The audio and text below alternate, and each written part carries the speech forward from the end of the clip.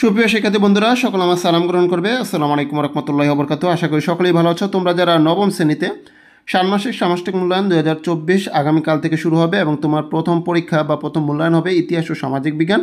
এখানে শিক্ষার্থীর জন্য নির্দেশনা তোমাদের যে কাজ করতে হবে, মূল্যায়ন প্রজেক্টের নাম, অর্থাৎ তোমাদের একটা প্রজেক্ট তৈরি করতে হবে। পরিবার ও সমাজের আমাদের ভূমিকা, মানে পরিবার এবং সমাজে আমাদের কী কী ভূমিকা আছে এটা নিয়ে একটা প্রজেক্ট তৈরি করতে হবে।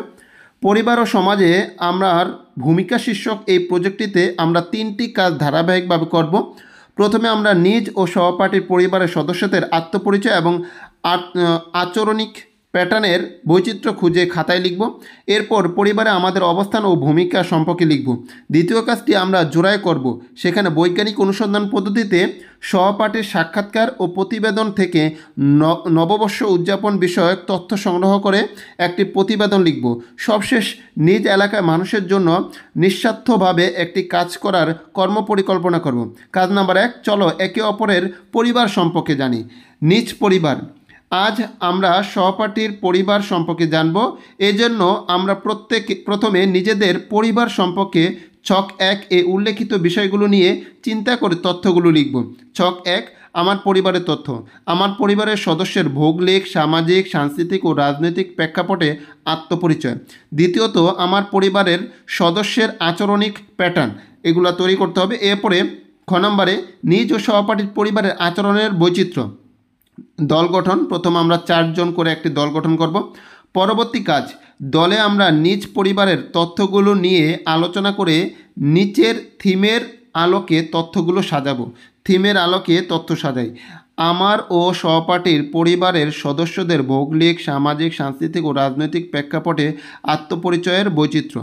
এরপরে আমার ও সহপাঠীর পরিবারের সদস্যদের আচরণিক প্যাটার্নের বৈচিত্র্য।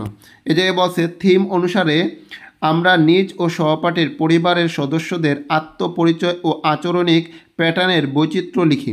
এজন্য আমরা নিজ ও সহপাঠীদের পরিবারের ভৌগোলিক অবস্থান, সামাজিক, সাংস্কৃতিক ও রাজনৈতিক প্রেক্ষাপটে এই বৈচিত্র্য খুঁজব।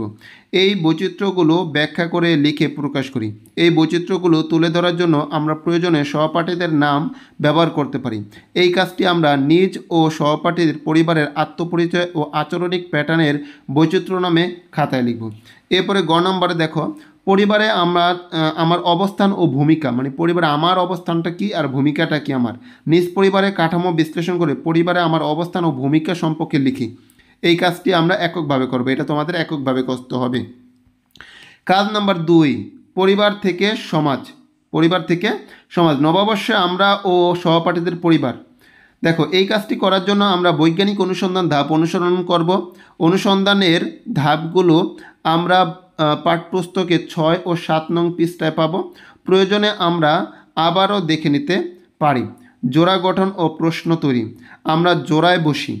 আমরা সহপাঠীদের পরিবার কিভাবে নববর্ষ উদযাপন করে এবং এই উৎসব উদযাপনের প্রাকৃতিক ও সামাজিক উপাদানের কোনো প্রভাব আছে কিনা বিষয়ে কিছু প্রশ্ন তৈরি করব। এরপর একে অপরের সাক্ষাৎকারের মাধ্যমে প্রশ্নগুলো থেকে তথ্য সংগ্রহ করব। লক্ষ্য রাখব, প্রতিজনের সাক্ষাৎকারের জন্য নির্ধারিত সময় 15 মিনিট। ফলে দুজনের সাক্ষাৎকারের জন্য প্রতি জোড়ায় 30 মিনিট পাব। সাক্ষাৎকার থেকে প্রাপ্ত প্রশ্নের উত্তর আমরা খাতায় লিখে রাখবো। এরপর আমরা নিচের প্রতিবেদনটি পড়ব। ঠিক আছে, তোমাদের এই জায়গায় বলি, তোমাদের অ্যান্সারগুলো আমি দেওয়ার চেষ্টা করব। এই কারণে তোমরা এই ইউটিউব চ্যানেলটি সাবস্ক্রাইব করে সাথে থাকো। রাত্রের মধ্যে যতটুকু সম্ভব তোমাদের অ্যান্সারগুলো দেওয়ার চেষ্টা করবো ইনশাল্লাহ। পহেলা বৈশাখ। খ, প্রতিবেদন পাঠ। পহেলা বৈশাখ উদযাপনের ঐতিহাসিক প্রেক্ষাপট রয়েছে। আমরা কি তা জানি? চলো আমরা এই ঐতিহাসিক প্রেক্ষাপট সম্পর্কে জেনে নিই। 15 মিনিটের মধ্যে আমরা এই প্রতিবেদনটি পাঠ সম্পন্ন করব। সবাই এই প্রতিবেদনটা পাঠ করব। পহেলা বৈশাখ উদযাপনের ইতিহাস যেভাবে শুরু। বেশিরভাগ ইতিহাসবিদ মোটামুটি একমত যে 1556 সালে মুঘল সম্রাট জালালউদ্দিন মোহাম্মদ আকবরের শাসনামল থেকে বাংলা নববর্ষ উদযাপন শুরু হয়েছিল।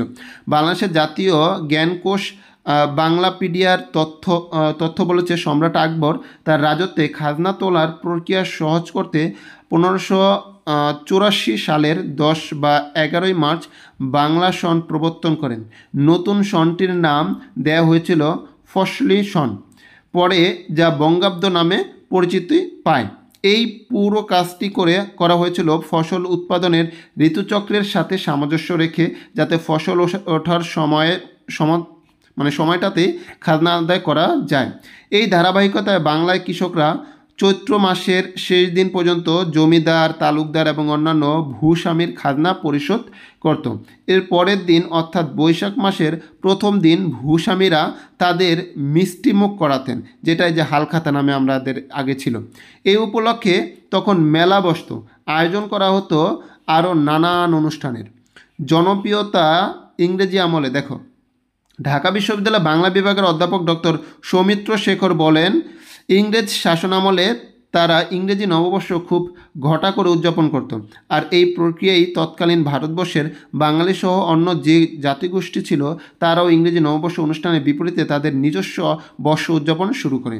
পাকিস্তান আমলে আইয়ুব খানের সরকার বাঙালিদের নববর্ষ উদযাপনে বাধা দেয়। বাঙালি মনীষীদের জন্মদিন এবং রবীন্দ্র জন্মশতবর্ষ উদযাপন নিষিদ্ধ করা, কাজী নজরুল ইসলামের বিভিন্ন লেখাকে কাটছাঁট করা বা তার লেখাকে সাম্প্রদায়িকীকরণ করা হয়। এর প্রতিবাদে বাঙালিরা তাদের সাংস্কৃতিক ঐতিহ্য, বিশেষ করে বাংলা নববর্ষকে সামনে রেখে প্রতি বছর একত্রিত হওয়া শুরু করলো। এর ধারাবাহিকতায় জন্ম হয় ছায়ানটের। আর এই প্রতিষ্ঠানটি প্রতি বছর রমনা বটমূলে রবীন্দ্রসঙ্গীত গেয়ে বর্ষবরণের আয়োজন করতে থাকে। সংগৃহীত অংশ বিশেষ বিবিসি নিউজ বাংলা, এই জায়গায় আর কি প্রতিবেদনের কথা। আচ্ছা, এরপরে গ নম্বর, সাক্ষাৎকার ও প্রতিবেদন থেকে প্রাপ্ত তথ্যকে খাতায় উপস্থাপন। এবার তোমার খাতায় উপস্থাপন করতে হবে। আমরা ইতিমধ্যে নিজ ও সহপাঠীর পরিবারের উদযাপিত পয়লা বৈশাখ সম্পর্কে প্রশ্ন উত্তরের মাধ্যমে তথ্য সংগ্রহ করেছি। উপরের প্রতিবেদন থেকে পহেলা বৈশাখের ইতিহাস সম্পর্কে জেনেছি। এই দুটো তথ্যে উৎস থেকে আমরা যে তথ্য সংগ্রহ করছি তার নিচে উল্লেখিত দুটি বিষয় বিশ্লেষণ করব, জোড়ায় আমাদের মতামত উপস্থাপন করব। এরপর এককভাবে পহেলা বৈশাখ উদযাপনের প্রকৃতি ও সমাজের প্রভাব শীর্ষক একটি প্রতিবেদন লিখব। এই জায়গায় একটা প্রতিবেদন লিখতে হবে। প্রতিবেদনের নিচে দুইটি বিষয় উদাহরণ সহকারে যুক্তি দিয়ে খাতায় উপস্থাপন করব। বিষয় 1, পহেলা বৈশাখ উদযাপনে ইতিহাস, বাংলায় ভূপ্রকৃতি ও সামাজিক উপাদানের প্রভাব। বিষয় 2, পহেলা বৈশাখ উদযাপনে বাঙালি সংস্কৃতিতে পরিণত হওয়ার পেছনে প্রকৃতি ও সমাজের প্রভাব। সবশেষে আমরা জোড়ায় সহপাঠীদের কাজের মূল্যায়নের জন্য সতীর্থ মূল্যায়নে রুবিক্সটি খাতায় লিখে পূরণ করব। 20 মিনিটের মধ্যে আমরা এই কাজটি সম্পূর্ণ করব। সতীর্থ মূল্যায়ন, এই জায়গায় সতীর্থ মূল্যায়ন, এই জিনিসগুলো তোমরা জানো, মানে লিখছে কিনা এই জিনিসগুলো তোমরা করে নিবা। কাজ নাম্বার 3, চেতনায় দেশ ও মানুষ। আমরা এর মধ্যে বুঝতে পেরেছি বাঙালি সংস্কৃতি পহেলা বৈশাখের উৎসব উদযাপনের রয়েছে ঐতিহাসিক প্রেক্ষাপট। পাকিস্তান আমলে আমরা দেখেছি এই উৎসব উদযাপনের বিরুদ্ধে ষড়যন্ত্র করেছে তৎকালীন সরকার, কিন্তু বাঙালিরা তাদের অস্তিত্ব ও শেকড় ধরে রেখেছে। তারা নিজেদের উপরে ধেয়ে আসা সব ষড়যন্ত্রকে রুখে দিয়েছে। এজন্যই তো আমরা সাহসী, দেশপ্রেমিক ও আবেগী জাতি। ভালোবাসি মা ও দেশকে। দেশ যেন আমাদের মা। মাকে যেমন আমরা শ্রদ্ধা করি, বুকে জড়িয়ে ধরে স্বর্গের তৃপ্তি বোধ করি, ঠিক তেমনি দেশের মাটিও যেন আমাদের জন্য স্বর্গতুল্য। এই মাটির গন্ধ, বাতাস, নির্মল বাতাস যেন আমাদের কাছে মায়ের মতো প্রিয়। মুক্তিযুদ্ধে আমাদের দেশের অনেক সন্তান যুদ্ধ করেছেন, দেশের জন্য আত্মত্যাগ করেছেন। আমরাও দেশের সন্তান। এখন মুক্তিযুদ্ধ নেই, কিন্তু দেশ ও মানুষের জন্য আমরা এখন কি করতে পারি? বাঙালিরা একত্রিত হয়ে মুক্তিযুদ্ধ করেছে দেশের স্বার্থে, ঠিক তেমনি আমাদেরও এক হয়ে কাজ করতে হবে। আমরা সবাই মিলে একসাথে ভালো কাজ করলেই দেশ ও মানুষের অগ্রগতি হবে। তাই আমাদের আবার দলে বসে আমরা একটি কর্মপরিকল্পনা করব। মানে কি করব? কর্মপরিকল্পনাটি হবে এলাকার মানুষের জন্য নিঃস্বার্থভাবে একটি কাজ করার পরিকল্পনা। মানে কি করতে পারি সবার জন্য নিঃস্বার্থভাবে। আমরা এই কাজটি দলের সবাই মিলে কখন, কিভাবে ও কার সহায়তা করব তা ঠিক করব। এই কাজটির মাধ্যমে কতজন মানুষ কিভাবে উপকৃত হবে তাও নির্ধারণ করব। প্রত্যেকে খাতায় আমরা এই কর্মপরিকল্পনাটা লিখব। এই হচ্ছে তোমাদের যেই নবম শ্রেণীর ইতিহাস সামাজিক বিজ্ঞানের প্রশ্ন বা কাজ বা মূল্যায়নের যে প্রশ্ন, এটার অ্যান্সারগুলো আমি ধারাবাহিকভাবে প্রতিটা শ্রেণীরই দিব এই ম্যাথলিস্ট ইউটিউব চ্যানেলে। তোমরা চ্যানেলটি সাবস্ক্রাইব করে সাথেই থাকো। দেখা হবে ইনশাল্লাহ পরবর্তী ভিডিওতে। সে পর্যন্ত আল্লাহ হাফেজ, আসসালামু আলাইকুম।